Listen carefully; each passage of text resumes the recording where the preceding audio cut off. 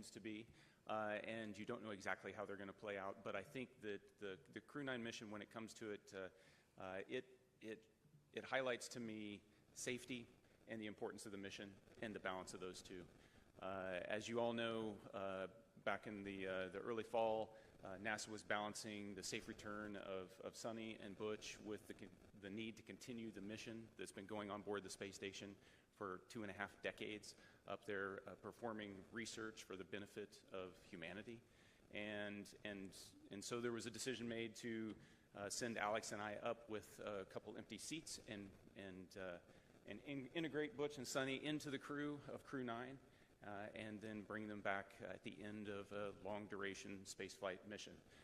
And so we sit here today, minus Alex, who's recuperating in Russia right now, with friends and family, thankfully. And we sit here as a testament to the success of that mission. So I look forward to answering your questions. Suni? Yeah, sure. Just wanted to say thanks. Thanks to Nick and Alex for coming up and getting us and bringing us home, and thanks to so many who prepared us for our mission. The Commercial Crew Program with NASA and Boeing, as well as SpaceX, really got us ready to go.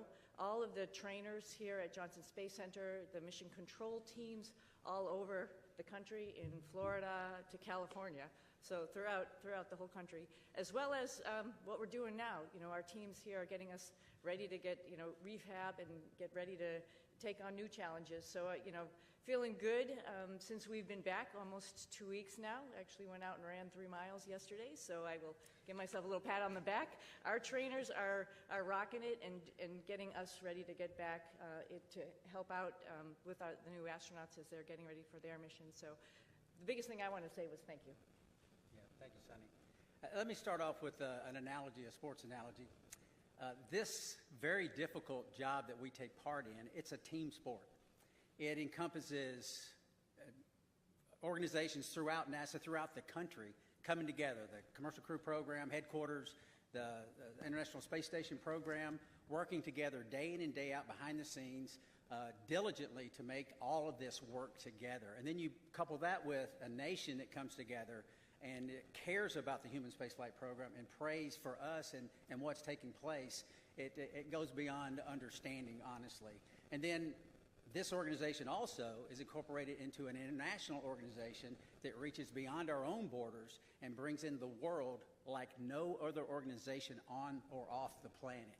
And I can tell you, it's simply a privilege to take part in all of that. All right, thank you all for your opening remarks. We will go ahead and start taking questions now. If you're in the room, please raise your hand and we'll be sure to get a microphone over to you. If you're joining from our phone bridge, please press *1 when you're ready to enter the queue.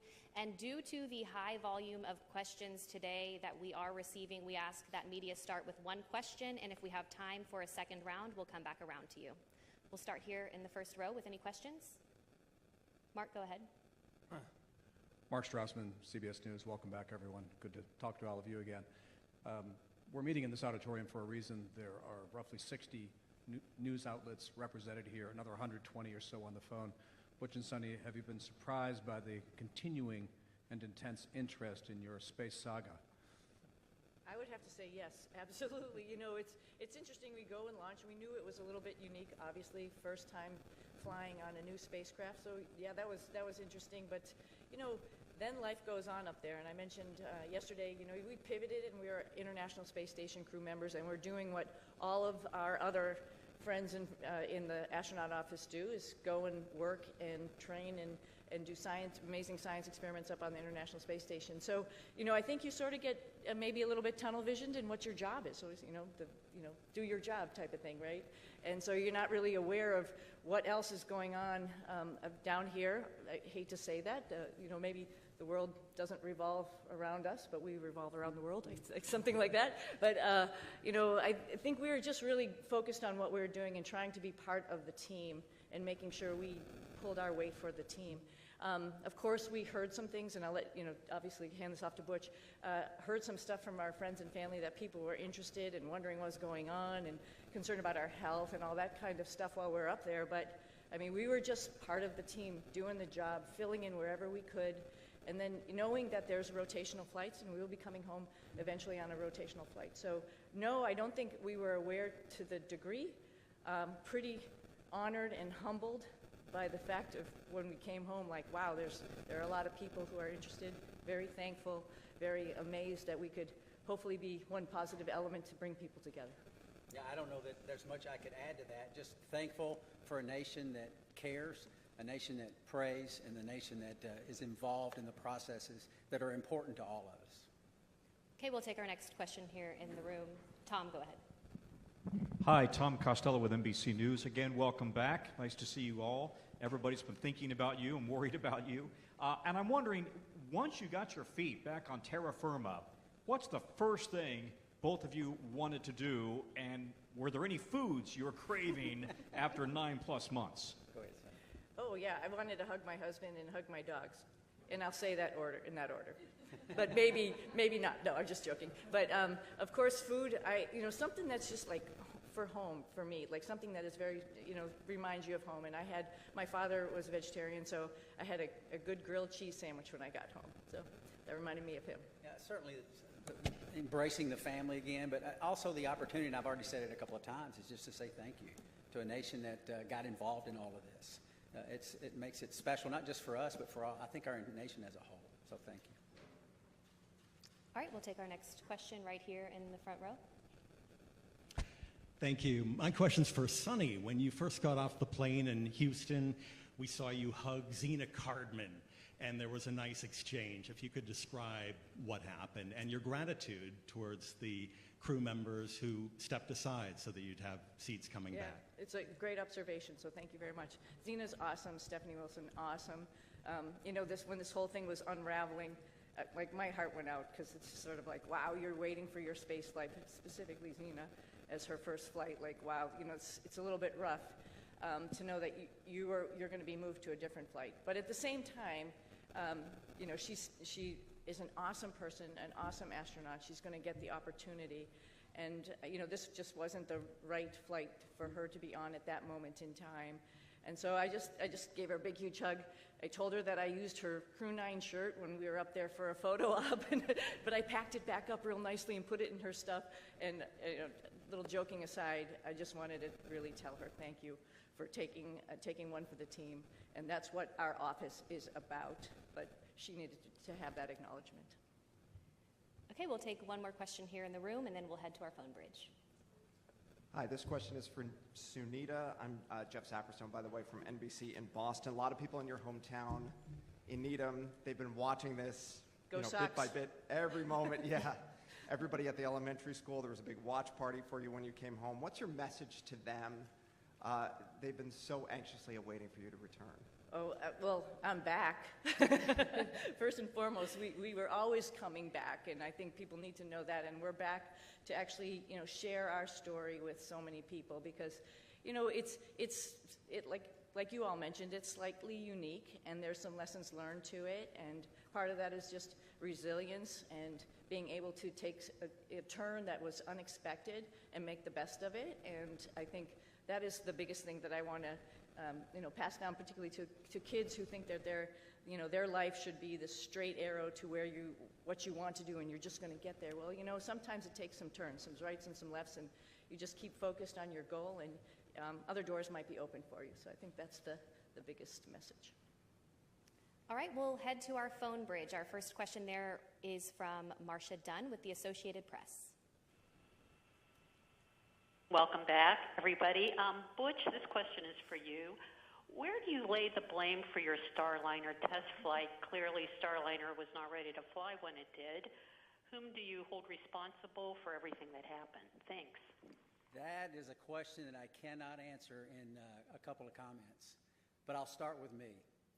There were some issues, of course, that happened with Starliner. There were some issues, of course, that happened that prevented us from returning on Starliner. And I'll start with me. There were questions that I, as the commander of the spacecraft, that I should have asked, and I did not. At the time, I didn't know I needed to. And maybe you could call that hindsight, but I'll start and point the finger and I'll blame me. I could have asked some questions, and the answers to those questions could have turned the tide. So blame, that's a term, I don't like that term, but certainly there's responsibility throughout all the programs, and certainly you can start with me. Responsibility with Boeing, yes. Responsibility with NASA, yes. All the way up and down the chain. We all are responsible. We all own this. And we are, in this business, trust, you cannot do this business without trust. You have to have ultimate trust. And for someone to step forward and these different organizations say, hey, I'm culpable for part of that issue, that goes a long way to maintaining trust. So we're not going to look back and say this happened or that happened and that person's or that issue or that entity's to blame. We're going to look forward and say, what are we going to use our lessons learned from this whole process and make sure that we are successful in the future. This is a tough business. The analogy about it is it's always a curvy road. It's never straight in this business. And minimizing those curves and being systems and processes in effect to prevent some of these curves is what we have to do as we leave low Earth orbit and go beyond to the moon and beyond that. So we're going to look forward, and that's the focus. All right, our next question on the phone bridge is from Anthony with Spectrum News. Hello, welcome back, everyone. It's nice seeing everyone return healthy and safe. I have a question for both you, Suni, and Butch. Given an opportunity, would you guys go up on Starliner again? Yes, because we're going to rectify all the issues that we encountered. Yeah. We're going to fix them. We're going to make it work. Boeing's completely committed. NASA is completely committed, and with that, I get on in a heartbeat. Yeah, I would agree. The spacecraft is really capable. There were a couple things that need to be fixed, like Butch mentioned, and folks are actively working on that. But it is a great spacecraft, and it has a lot of capability that other spacecraft don't have. And to see that thing successful and to be part of that program is an honor. Our next question is from Jackie with the Times of London. Yes, hello, and welcome back to Earth. I wondered about the stuck, stranded, marooned narrative, and to what extent were you aware of that narrative playing out around that down here, and has that been frustrating for you to have to address? Thank you. I'm sorry, that was a little garbled. Oh, the stuck maroon narrative. We heard about that. Yeah, we heard about that. Somebody mentioned that. We've said this before. We had a plan, right? The plan went way off for what we had planned, but because we're in human spaceflight, we prepare for any number of contingencies because this is a curvy road. You never know where it's going to go. We prepare for this. So we, as Suni used the term, and it's a great term, we pivoted to all that training we did that we didn't think we needed to do, and a lot of people didn't think we needed to do, but we did it anyway, as we pivoted to this other preparation, and that is what makes human spaceflight, your human spaceflight program, special. It is hard, like I said, and preparing for any number of contingencies is what we do. It happened to be me and Suni involved in this, but it could have been any one of the astronauts. There's 40 or so of us eligible for assignment. It would have been any one of us that would have been in the same situation, or could have been in the same situation, and would have done the exact same thing that we did, because they would have gone prepared just like we did. Yeah, and one addition to that, this is a lot bigger than, Butch and myself, like we've talked about already. This is the International Space Station program.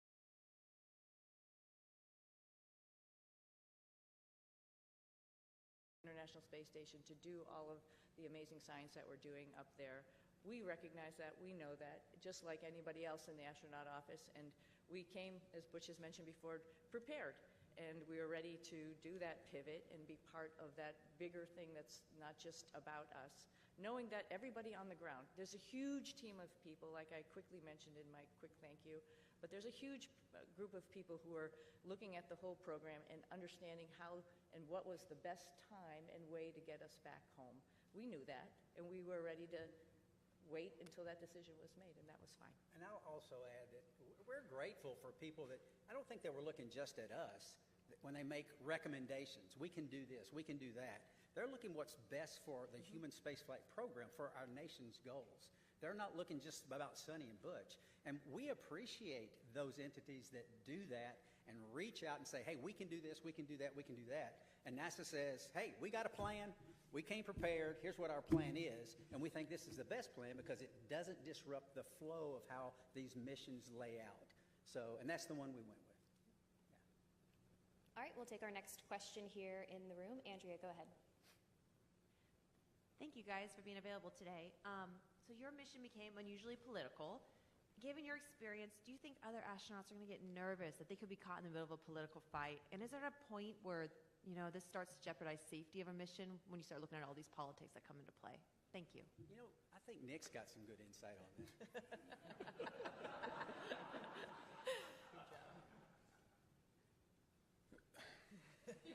So the way I'd like to answer that is that when we're up there operating in space, you don't feel the politics, you don't feel any of that. It's focused strictly on mission. And if I step back a little bit to the question before, Butch and Suni talk up here, they make it sound like, everybody figured out what they could do with us. The reality is they are highly skilled, very technically competent, and it took everything I had on every day to keep up with them as they're moving along. So they were more than just gap fillers on the station. They were productive, pushing the station mission forward. And Suni was the station commander, so she was calling the shots.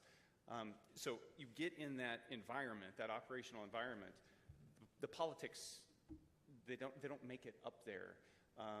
We are working as a part of an international team that spans the globe and works with half a dozen mission control centers spread around the globe that are talking in multiple languages, and we just figure out how to make it happen. And that's the magic of human spaceflight, is that we can focus on something so positive that pulls people together, and we've been doing that for a long time. All right, we'll take our next question here in the room. Thank you. Hi, I'm Jay Wan with KPRC, the NBC affiliate in Houston. This question is for Butch. I actually stopped by your church right before I came here, and I heard that you were still attending your church services from space. Right. Can you tell me a bit about why that was important for you to do? Well, goodness, the Word of God continually infilling me. I need it. My pastors are the finest pastors on or off, in this case, the planet. And to tie in and to worship with my church family was vital. I mean, it's part of what makes me go. And not only that, I also tied into Grace Baptist Church in Mount Juliet, Tennessee. A buddy of mine is an elder there and a pastor there, and I would watch their service as well every single week. And it was invigorating. It was part of what I need as a believer in Jesus Christ to continue that focus. It assisted me day in and day out because I need that fellowship, even though it's fellowship from afar. And it's not like being fellowship up close, but still I need it. So yeah, thank you for that. Okay, we'll head back to our phone bridge. Next up is Ryan with NASAspaceflight.com. Hi, thank you. For the whole crew, of course, this narrative that's being pushed out has made your mission probably the most popular NASA mission to the general public for as long as I can remember, probably since the retirement of the shuttle. But for the whole crew, do you think this extra attention has been a net positive or a net negative for the agency's sort of popularity and the spaceflight industry as a whole? Thank you. I'll start with this one. Yeah. It's, again, an honor that actually people are paying attention. And I'm very thankful that people are paying attention. And, sometimes good news, bad news, it's just news, and it's good for space exploration, and that's what we're all about. Our mission, of course, building and working on the International Space Station was just awesome, and we all had the opportunity to do that. But we also have bigger goals of exploring our solar system, going back to the moon, going on to Mars. And to get people understanding that it is hard, it is difficult, and what we do up there is really awesome. And I think at least that we had a little bit of that came with the interest in this mission. And if we can perpetuate that and tell people a little bit more and have the opportunity, the forum to do that, I'm very thankful for that. All right, our next question is from Nicole with the Canadian Broadcasting Corporation. Hi there. Could you perhaps talk about how difficult it was being away from your friends and family, particularly since you hadn't prepared for that?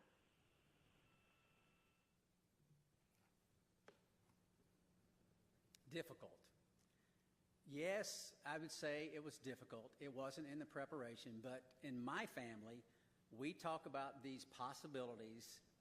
We discussed all of this. We never said we were going to be gone for 9 months, but it turned out that way. But the discussions we had, and it's not just discussions prior to the mission launch. This is the way we've trained our daughters from the time they were born, because their dad isn't a unique occupation, right? This is not the norm leaving the planet, and they understand that. And they, again, use that term, pivoted and got on board, understanding that this is part of what families and these type of businesses do. And it's not just in human spaceflight. This is military, armed forces, police forces, all across all different types of occupations that are involved in the possibility of extended stays away. And we're not unique in that. And so they understand that. They have friends that have parents in other areas where they've been involved in similar type situations, and all of that came together. And the Lord's help, we persevered, and they persevered, and I can tell you, I am very proud of them. We'll take another question on our phone bridge and then head back into the room. Our next question is from Tom with Sky News London. Hello, thanks for taking my question. Congratulations on your extended mission and your safe return. Although the political situation around this is bring a lot of attention to space and to the International Space Station, some of the statements that were made during your stay up there caused embarrassment to NASA, forced them to make corrections to statements. Now that you're back, did the politics around your stay make a difficult situation worse? I'm not sure I understood. I missed everything except for that last part. Yeah, you came in you were broken up just a little bit. Could you please try to repeat your question one more time? Yeah, I will. Yeah, can you hear me? I was asking whether, although the political wrangling around your extended stay in space brought a lot of attention to human spaceflight,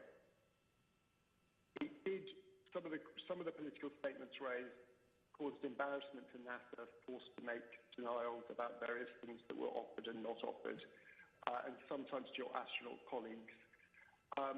Did the politics around your mission make a difficult situation worse? Yeah, thank you for the question. I talked about how the politics they don't make it up there when we're trying to make operational decisions. So as the commander of Crew 9, responsible for the safety of this crew and getting them back safely, I can tell you that the entire time up there, I launched with that singular objective of showing up to the station and having to integrate Butch and Suni into a crew with Alex and myself. And then we were planning, from day one to return toward the end of February. That all predicated on the fact that we would have a replacement crew show up and we'd have adequate handover with that crew before we left. That's important to maintain the mission of the International Space Station, to continue pushing research and exploration. And that was never in question the entire time. There were a lot of options that were discussed, and the ground team and the team on the ground, we've alluded to it a couple times already, is gigantic, and everybody was working with singular focus on how do we end the Crew 9 mission at the right time and maintain the safety and the success of the space station mission. Launching in September, given all the unique dynamics surrounding this mission, and coming back originally targeting the end of February and hitting the middle of March, that's pretty much on target if you look at the track record of human spaceflight. It's dynamic, it's challenging, the weather doesn't always cooperate, but we figure out how to make it work. All right, we will take our next question here in the room. DeLon Dillard, Fox 26 here in Houston. Welcome back to H-Town. Suni and Butch, both of you all have a long history of being active and athletes, but with that being said, obviously you all spent nearly 9 months in space. What does that recuperation and recovery process look like, getting acclimated back here to Earth? I'll start. I can tell you, we have a group of individuals, astronaut strength conditioning and rehabilitation specialists, and we are directly integrated with them day in and day out. They send us protocols to work out, and I can tell you, I'm not as young as I used to be, but I was stronger on space station doing more weight and more reps on exercises than I have in my entire life, because this group of professionals work to get us stronger and stronger and stronger. We're trying to minimize muscle atrophy, minimize our bone loss. So if we go to other planets, the moon and other planets in the foreseeable future, that we will be able to function when we get there. It's a whole science built around this team of individuals that are working to help us better understand human physiology and what zero gravity does to it, and how we can mitigate the effects of the bone loss and the muscle atrophy. So day in and day out, I mean, I worked out every single day. We went into quarantine on the 22nd of April. And starting on the 22nd of April, I never missed a single day of workout, because your body can recuperate in zero gravity. It doesn't have the normal stresses of gravity on it all the time. So you work out real hard, you hurt for an hour, and it finally fades away, and you're ready to go the next day. So I applaud those individuals. They are making huge gains in the preparation to go beyond low Earth orbit, and it's science that is taking place day in and day out and has for years, and we're still learning, and we're still progressing. Yeah, at like day 265 on the ARED, because it counts all your days that you go into a workout, I was thinking, I wish the hay was in the barn. But every single day, just like Butch is saying, you got to get on the machine and work out. And it actually is a really great stress relief to be able to have that time up there and run or bike or lift weights. It's really great. And the folks that Butch is talking about, is along with the nutritionists, really are looking out for us and making sure that when we get back here to planet Earth with gravity, we'll be able to function. So yeah, it's an adjustment when we get back, and they're here right with us from day one when we landed, ready to see, evaluate us and see how we're doing, and then work on a protocol to get us back. And like I said, I sneakily went for a run yesterday, but that's all as a result of their hard work. Yeah, I mean, who would even imagine that you come back from 10 months in space, roughly 10 months, and within a week you run 2 miles at an 8-minute pace? I mean, that's not even conceivable that the body could handle that. But these folks get us ready to where those type of things happen. Okay, we'll take our next question here in the room. Yes, hello. I'm just wondering, there are a lot of people that depend on jobs here in the aerospace industry in the Houston area, 23,000 total. In the past, when there have been issues with NASA spacecrafts, there have been delays, and now we have another issue with the Boeing Starliner. Is there any concern that your issues with Boeing may delay future projects, future missions? And what would you say to one of your fellow astronauts before they go up on another test flight?